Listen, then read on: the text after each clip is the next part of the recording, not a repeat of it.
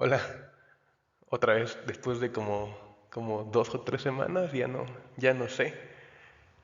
Es que pasaron varias cosas. Ah, pues, o sea, sí pasaron cosas como de que estaba estudiando y así para otras cosas en un news estaba escribiendo cosas y así. Pero según yo nomás iba a descansar una semana para poder hacer esas cosas que tenía que hacer para una clase. Y después se pasaron varias cosas seguidas. Este, en las good news, en las buenas noticias, pues, como algunos habrán visto en los posts de comunidad, pues gané un premio, ah, un reconocimiento por parte de la UAP, por mi tesis de maestría. Y pues de eso estuvo muy chido. Solo que inmediatamente después de que pasó eso, pues se enfermó mi gato. Es como que tenía problemas gastrointestinales importantes y no podía tomar agua ni comer nada sin vomitar. Y bueno, ya la llevamos al médico y así se tuvo que hospitalizar. Entonces estuve ahí un buen rato con ella yendo a verla. Y pues muy triste, porque aparte me dijeron que a lo mejor tenía leucemia y virus de inmunodeficiencia felina, o lo que sería el equivalente al VIH en gatitos. Entonces, pues estaba triste. Entonces no tenía, la verdad, ganas de publicar nada. Porque pues implica un esfuerzo más o menos grande tener que, por ejemplo, hacer esto, pues implicó tener que revisar estos libros, entonces, y luego escribirlo aquí, luego medio planearlo y luego sentarme a hacer esto, entonces no tenía ganas. Sí, de hecho leí poco en las semanas, suelo leer bastante, así de que un libro o 2 libros y algunos artículos y así, y no leí gran cosa. Habré leído unos cuantos artículos y ya lo mucho, pero con mucha dificultad, la verdad. No me sentía con ganas.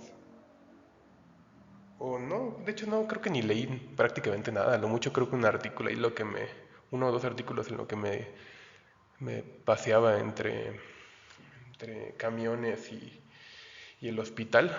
Ujú. O estar en la sala de espera y así, cuando tenía ganas. Entonces, pues sí, no había tenido tiempo de hacer videos y esas cosas. Más ni de sentarme en la compu. Ajá. Gran cantidad de tiempo. Entonces, pues bueno, ya pasó eso. Entonces, ya está mi gato bien. Ya puede comer.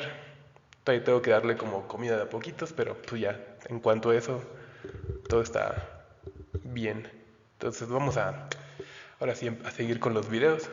Ahora tengo planeado, bueno, ya acabar con estos de Rey y luego, hacer unos como de organización, del sistema nervioso central.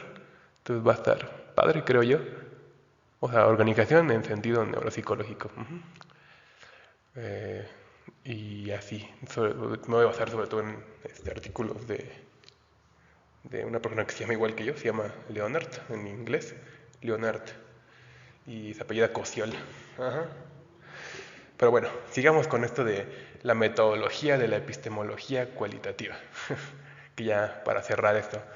Un disclaimer, no voy a poder tocar todos los ejemplos, no voy a poder tocar y hacer muchas ejemplificaciones, porque bueno, al rey le llevó como ciento y tantas páginas ejemplificar su método.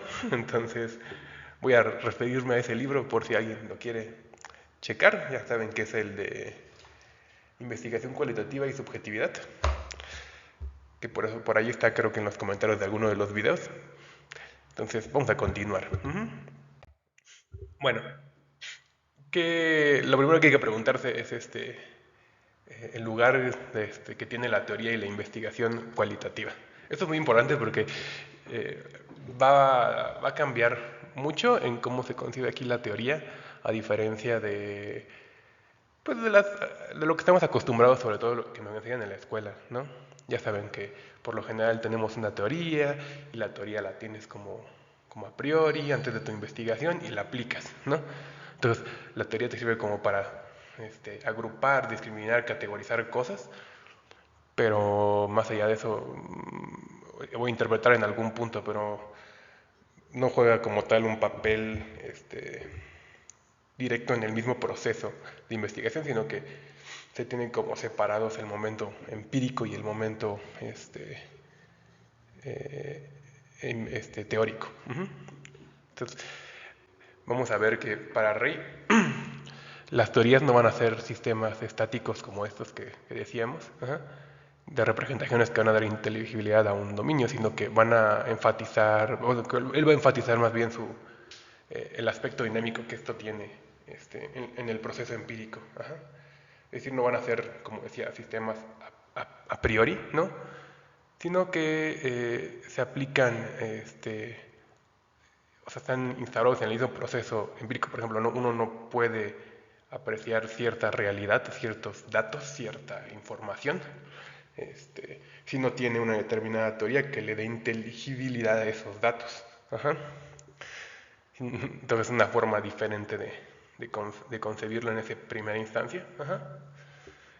Bueno, también la concebir de otra forma, en el sentido de que la teoría forma parte del proceso mismo de investigación. Y esto es muy, muy, muy, muy, muy importante. Por lo que decíamos hace ratito de que no es indisoluble el movimiento empírico, o sea, que te permite ver de alguna forma, pero va a tener aparte un significado también más profundo. Yo sé que, sobre todo en las aproximaciones cuantitativas, pues les digo que tendemos a simplemente aplicar una serie de instrumentos, ¿no? Y recolectar esos datos que arrojaron los instrumentos, ¿no? Estamos midiendo y así. Pero eso es lo que suele asumir. Sin embargo, obviamente, por un lado, esos instrumentos implican una teoría, o deberían implicar una teoría, ¿no? No se puede simplemente legitimar el dato porque algo lo midió, ¿no? Es más, este, eh, inclusive algo así como una regla pues, implica de una construcción, que es un acuerdo que hay entre la gente para tener ciertos estándares de medición y demás cuestiones, ¿no? O sea, siempre hay implicados conceptos, teorías, y sobre todo en cuestiones más complejas como la psicología, constructos más complejos. Pero aparte, tiene otro sentido esto de la posición del momento, o sea, de la posición teórica dentro del proceso empírico. ¿En qué sentido? Bueno, también va a tener una importancia en el sentido de que, sobre todo en la investigación, digamos, cualitativa, pues los investigadores construyen información, no simplemente van a aplicar instrumentos, sino van a tener determinados datos en el campo, y dentro de ese proceso del campo van a hacer ciertas hipótesis, ciertas construcciones, ciertos modelos que van a tener, con los cuales van a explicar el fenómeno que están observando. Entonces, en ese sentido también la teoría participa en el mismo proceso de producción teórica dentro del proceso empírico. O sea, el proceso empírico no es solamente recolección, sino es construcción de información. Eso es muy, muy, muy, muy, muy, muy importante, porque eso es lo que dista la gran distancia entre, inclusive las mismas aproximaciones, otras mismas aproximaciones cualitativas y la aproximación de Rey, porque como dice Rey, en otras aproximaciones cualitativas lo que hacen a lo mejor sí se están centrando en entrevistas o lo que sea, pero no hay construcción del investigador. El investigador es este agente neutro que nada más va, aplica su instrumento y recolecta datos, ¿no? Entonces, de alguna forma eso también está este, entrelazado contra el positivismo, en diferentes cuestiones, por ejemplo, que observa Rey, ¿no? Como la metodolatría, que es un término si no mal recuerdo, de Sigmund Koch, que es esta idea de que se emancipa el método de la teoría. Entonces, por ejemplo, tienes como cosas como el IQ, ¿no? Donde está desontologizado, no sabemos qué es la inteligencia, pero lo que sea la inteligencia, lo mide los instrumentos de IQ. Ese es el ejemplo paradigmático. Entonces van a ver que tienen una taxonomía, pero en realidad no te dicen exactamente qué es la inteligencia en realidad. Solo te agrupan cosas que son manifestaciones a priori de lo que considera ser inteligente, pero no una definición ontológica de qué es ser inteligente, por ejemplo, o qué implica la inteligencia. Entonces, por eso es que luego a la gente no les suele gustar el IQ. No saben expresarlo por qué, pero es prácticamente por esa razón. Porque literal la inteligencia es lo que mide las pruebas de inteligencia. O ser inteligente es tener un buen desempeño en lo que miden las pruebas de inteligencia. Obviamente eso es insatisfactorio para la mayoría de las personas. ¿Vale? No quiere decir que no tenga cierta utilidad el IQ, o sea, puedes usarlo para predecir y demás cuestiones, pero pues sinceramente, más allá de esa concepción pragmatista del IQ, pues no es un concepto que te explique nada, muy, muy sorprendente de la realidad. ¿Vale? Bueno, otra cosa es el instrumentalismo, que es esta legitimidad del instrumento, o la legitimidad del estudio por el instrumento, que implica también cierta neutralidad por el hecho de usar un instrumento, y objetividad por usar un instrumento. O sea, porque no se está poniendo el investigador como sujeto, sino simplemente él es el agente pasivo, neutro, que trata todas las cosas como objetos y las estudia, inclusive a los sujetos, como si fuera una piedra o un elemento que estudias y tú le aplicas ciertas cosas para que tenga ciertas reacciones específicas, buscadas. Ajá. Pero como tal no es un agente activo lo que estudies. Esa es la concepción que tiene el instrumentalismo. Otra idea, pues lo que decíamos, el procedimiento, el procedimiento neutral o la falta de posicionamiento del investigador, que nada más es una persona que aplica tests así una y otra vez y otro test, una batería de test y se acabó, lo que me dan mis datos y eso es lo que es.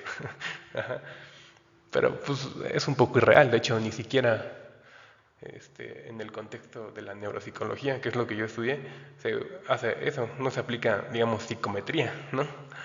Sino al contrario, todo el tiempo el clínico está generando hipótesis a partir de la información que pues, le van arrojando las pruebas y va cambiándolas. Y sí, hay datos cuantitativos y datos cualitativos, pero lo importante no es eso, sino lo importante es el aspecto constructivo e interpretativo del propio clínico.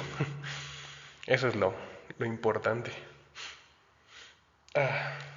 Pues sí, desde ahí ya puedes ver cómo hay digamos, una distancia entre la praxis y, y la investigación, sobre todo en las áreas clínicas aplicadas de la psicología, lo cual es un problema, porque tenemos acá a los que están investigando las cosas y por otro lado a los clínicos haciendo otras cosas.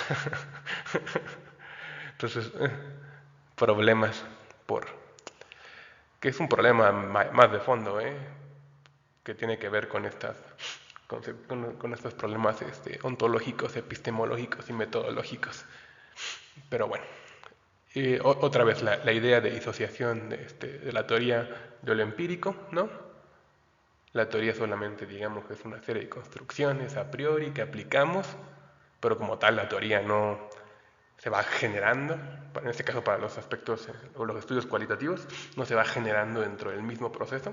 ¿Por qué? Pues por los mismos principios que vimos hace ratito, ¿no? Del positivismo. Y pues el verificacionismo, o sea, la idea de que todas estas cuestiones tienen criterios verificables que le dan su validez. Entonces todas esas cuestiones son digamos, los problemas que detecta en cierto grado, los maneje de manera explícita o no Rey, son los que en realidad los que podemos encontrar al leer su texto. y que están detrás de todo eso que dice Rey, o de su nueva epistemología, ¿no? Y de su nueva metodología, que como dice él, pues son ignoradas en el positivismo. Ajá. Y también la ontología está desontologizada, como dice Koch, ¿no? Solamente tenemos instrumentos y los instrumentos validan, como el ejemplo del IQ. Pero no te dicen qué es la inteligencia, no hay una caracterización ontológica, teórica, de qué es. Ahora, ¿qué pasa con los instrumentos? Estamos diciendo que los instrumentos, guáchalas, no sirven de nada. No, al contrario. Como decíamos hace rato, por ejemplo, con el ejemplo del neuropsicólogo, los instrumentos son pues legítimos, son importantes, ya sea los instrumentos cuantitativos o cualitativos. Lo importante no es tanto eso, sino el aspecto ontológico en el cual están inmersos, la epistemología en la cual están inmersas y la metodología que los sustentan para su uso. Entonces, eso es lo importante, porque depende de qué estés estudiando, qué epistemología implica y a la vez qué métodos vas a usar para estudiar eso específicamente. Como lo hace Rey con la idea de la subjetividad, ¿no? Ahora,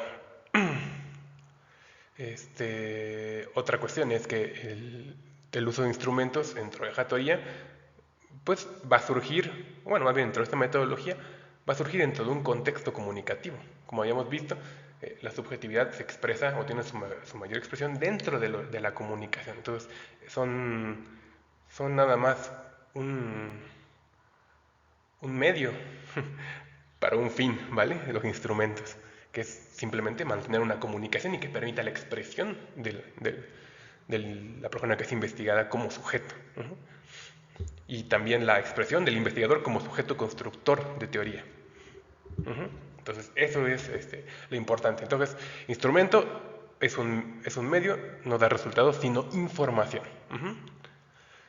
No hay expresión directa lineal para un instrumento, ni ni en este nivel, ni en muchos niveles en realidad. Por ejemplo, si uno busca pruebas de funcionamiento ejecutivo, bueno, las pruebas de funcionamiento ejecutivo no son una expresión directa del funcionamiento ejecutivo,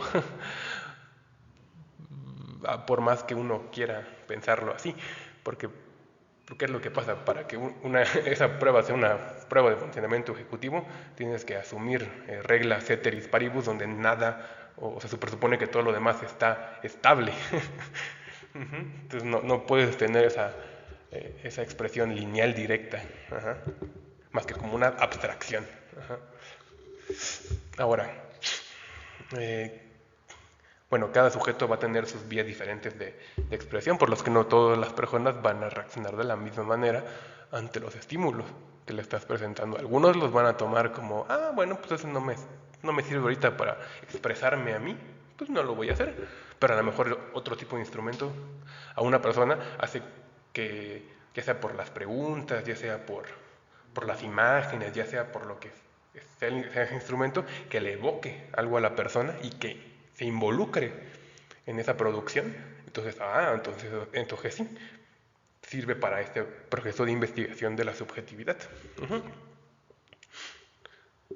Es decir, con procesos que dice ahí que se involucran emocionalmente con, con, con su producción, con sus enunciados, diríamos.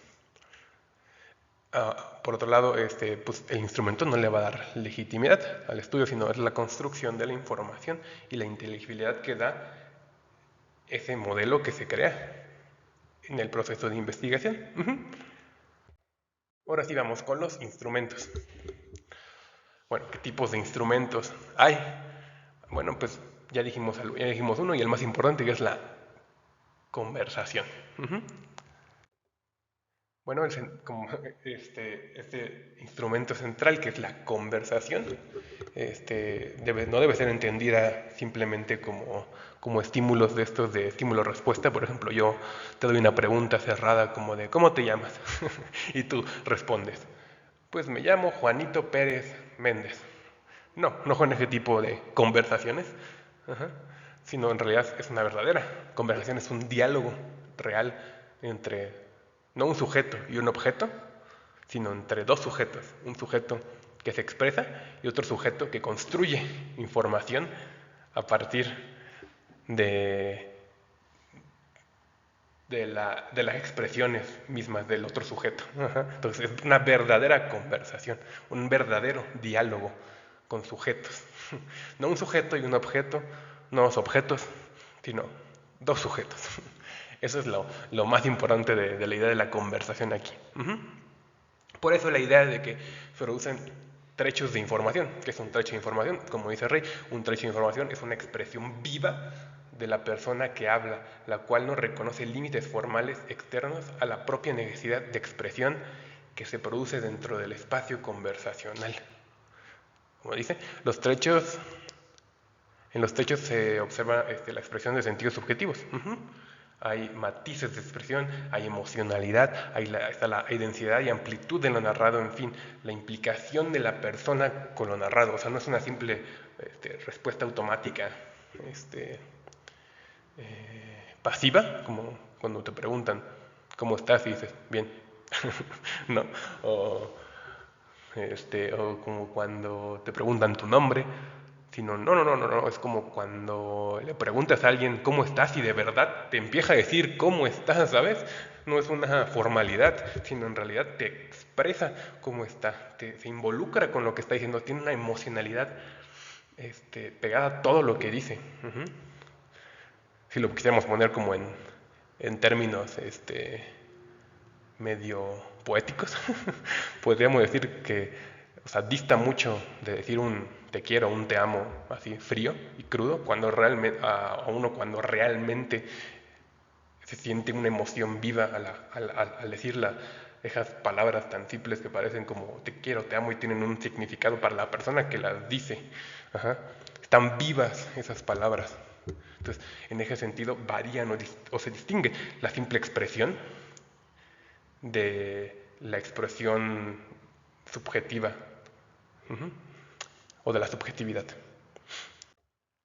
Ahora, ¿cómo funciona esto? Bueno, esta idea de cómo funciona esto de la investigación en la conversación, como le dije, no lo voy a explicar del todo, completo, pero la idea es que en este proceso de conversación o conversacional entre los sujetos, pues ocurren estas expresiones de la subjetividad, esos sentidos subjetivos que se expresan en los diferentes trechos de información. Y el investigador va a tomar estas múltiples expresiones parciales como ciertos indicadores y a partir de ellos va pues, construir ciertas hipótesis, como decir, a lo mejor una construcción como de, es probable que,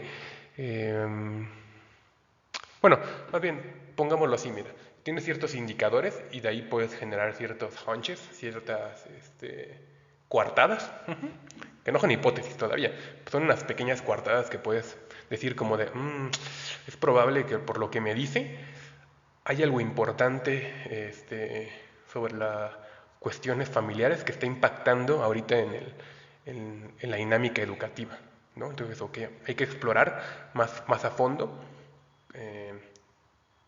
qué es lo que piensa sobre su papá, su mamá, su familia. Entonces, ahí tienes una coartada a partir de pequeños indicadores que surgieron, ¿no? Como que surjan varias veces en las preguntas sobre la escuela, cuestiones de la familia. Entonces, podría ser una hipótesis. Ok, la hipótesis podría ser, es probable que las configuraciones subjetivas de la familia estén impactando en los sentidos subjetivos de la configuración subjetiva de la escuela, ¿no? Podría ser una hipótesis. Y ya poco a poco vas generando más hipótesis sobre los posibles sentidos subjetivos que tiene esa persona, que conforman su configuración, y luego posteriormente los articulas para formar la configuración subjetiva o lo que sería el modelo teórico, que es lo mismo en este caso, porque una configuración subjetiva es un modelo, Ujú. sobre la, sobre la subjetividad que tiene una persona relativo a un determinado acontecimiento, en este caso lo escolar, ¿no? Cómo están articuladas sus sentidos subjetivos sobre la escuela. Ujú. Ahí pueden impactar, como decíamos en las hipótesis, diferentes configuraciones, ¿no? Pueden estar impactando a lo mejor las configuraciones subjetivas de la persona, este, las religiosas, ¿no? Podría ser, pueden estar impactando las de su familia, pueden estar impactando las políticas, pueden estar impactando para formar sentidos subjetivos en ese nuevo contexto, que a su vez conforman la configuración subjetiva de la escuela. Hay que recordar que en esta teoría de la subjetividad no está separado diferentes espacios sociales, sino que convergen debido a la subjetividad que se formó otras configuraciones subjetivas que se formaron en otros espacios sociales y que impactan en este mismo espacio social actual. Eso es muy importante. Por eso es que permite decir que las configuraciones subjetivas de la familia, política, religiosa, etcétera, impactan en los sentidos subjetivos, se conforman la configuración subjetiva de la escuela, ¿no? Y podrían hacer lo que esté generando los problemas educativos. Ahora, volviendo al aspecto de las definiciones, un modelo teórico es las ideas que se van integrando en un tejido dinámico articulado a través de la reflexión del investigador, donde diferentes aspectos de la información aparecen articulados dentro de una construcción teórica. Por eso decíamos que era la configuración subjetiva. O bueno, más bien que la configuración subjetiva es un modelo teórico sobre la subjetividad de la persona. Entonces, esta es la idea más importante, digamos, que tendrían que tomar de este video, cómo funciona esta forma de construcción en el campo. Es esto.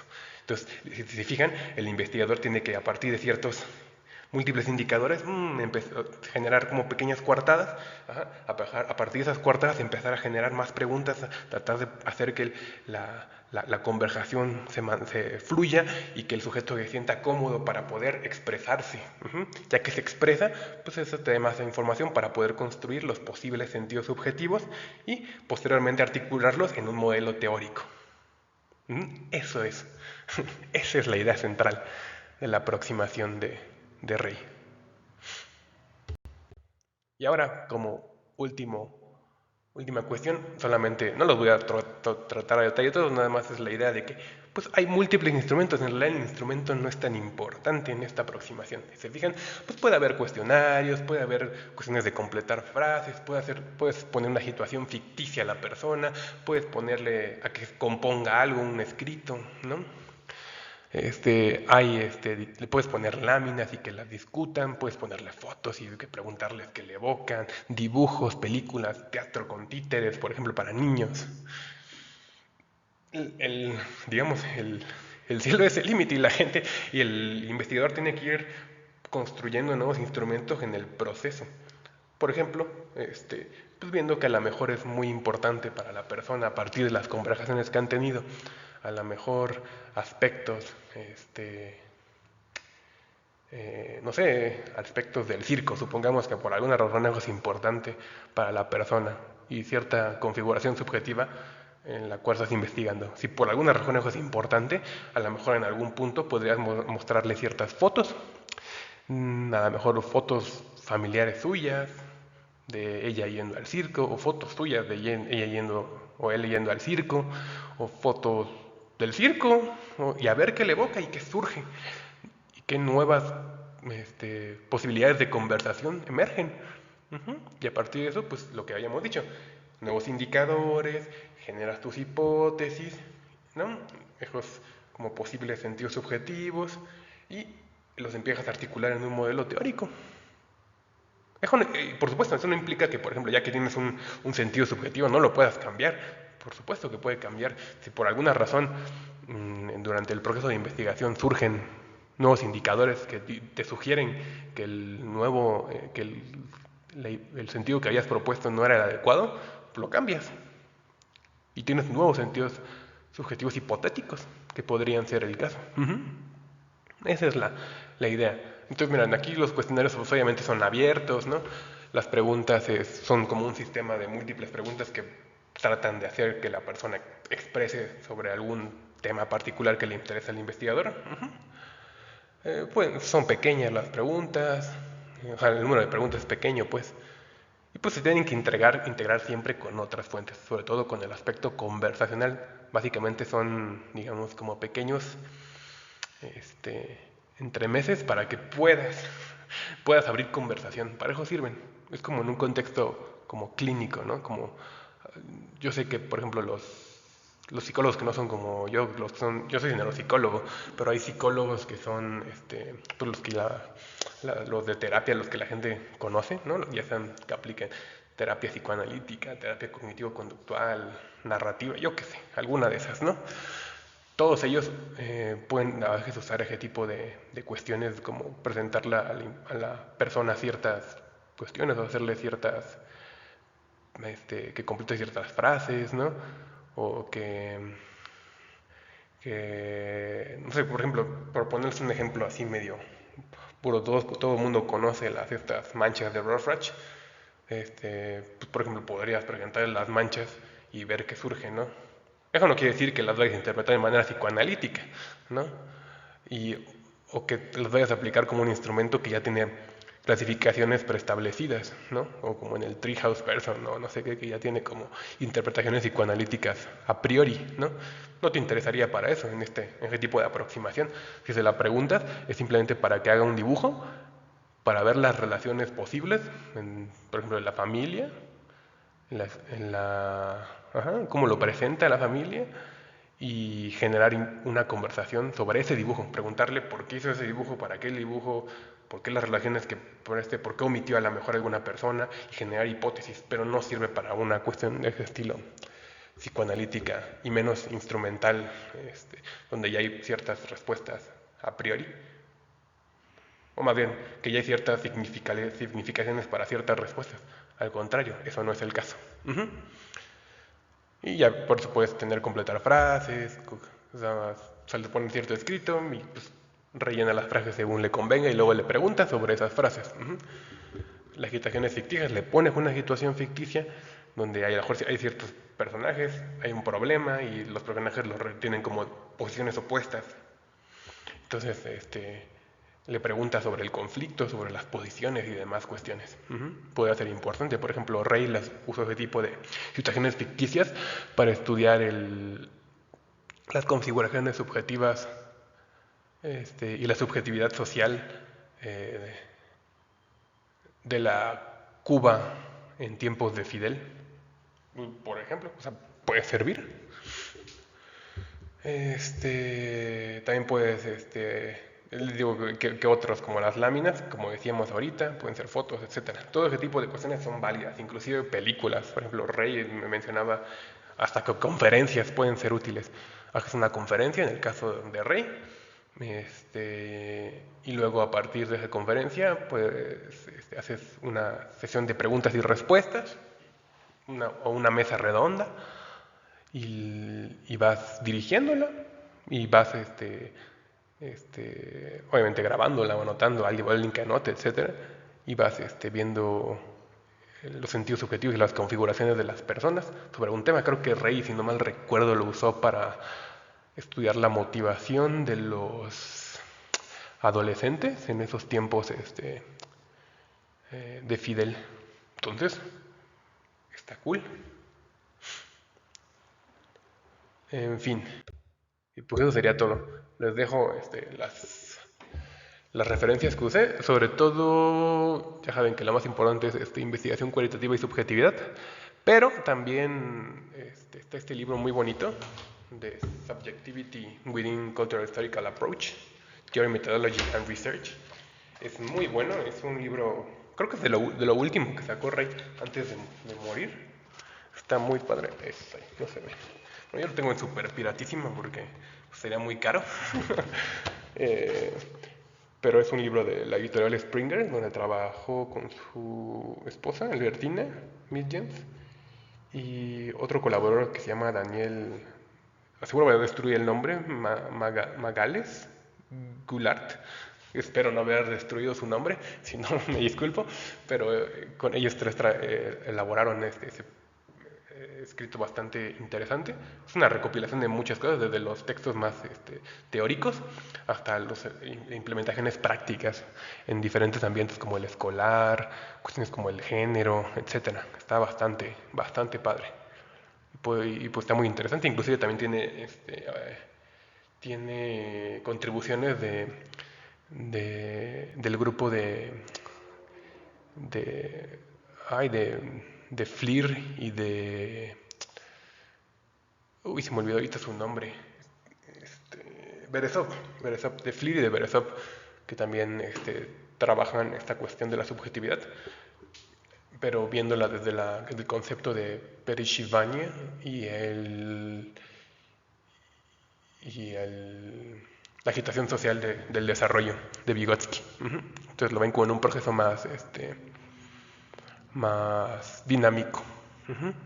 No tanto como el rey que busca la configuración, sino ellos están buscando como el aspecto más, digamos, momento a momento de la construcción de esas configuraciones y de esos sentidos objetivos. Entonces, está bastante padre, nomás que ellos lo están haciendo más en el aspecto educativo. El rey, pues, obviamente lo ha hecho en ambientes más amplios, desde lo escolar, el, ay, desde también el aspecto hospitalario, como les decía hace rato, en el aspecto político de la Cuba, tipo de Fidel y la motivación, creo que también la pedagogía por su esposa, este, Albertina. Sí, sí, o sea, bastante amplio en donde se puede aplicar. Oh, sí. Entonces, está bastante interesante. Si les interesa, yo lo recomiendo. Sí, está en inglés, pero está bastante cool. Pero hasta eso estaba, según yo, muy entendible, muy digerible. Creo yo que es de hecho más complicado el libro de investigación cualitativa y subjetividad. También es más extenso. Por eso, ¿no? Por ejemplo, lo que ellos avientan en 40 páginas, a lo mucho, es como la condensación de ese libro.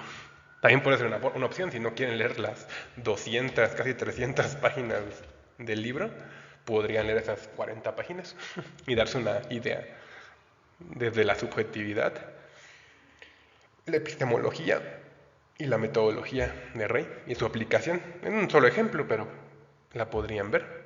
Entonces está bastante cool. Cualquiera de las dos opciones yo digo que es muy buena. Bueno, eso sería todo. Nos vemos.